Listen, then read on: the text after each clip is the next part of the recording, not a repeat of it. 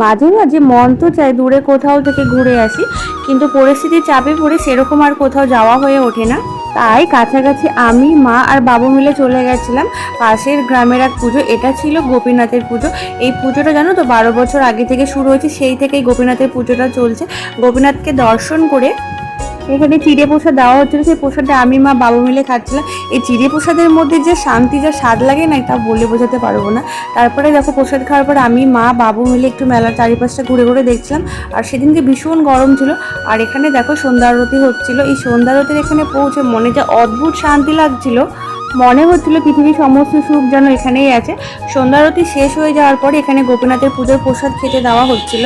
কোনো পুজোর প্রসাদ খেতে তো আমার ভীষণ ভালো লাগে, তাই এখানে দেখো আমি পদ্মপাতা নিয়ে সবাই মিলে পুজোর প্রসাদ খেতে বসেছে। এখানে পুজোর প্রসাদে দেওয়া হয়েছিল সাদা ভাত, সব রকম সবজি দিয়ে একটা ডাল আর সব রকমের একটা সবজি। এই মাটিতে বসে পুজোর প্রসাদ খাওয়ার মজাই আলাদা। প্রসাদ খাওয়া শেষ করে মেলায় কিছুক্ষণ ঘুরে কিছু জিনিসপত্র কেনাকাটি করে আমরা সকলে মিলে বাড়ি চলে এসেছি।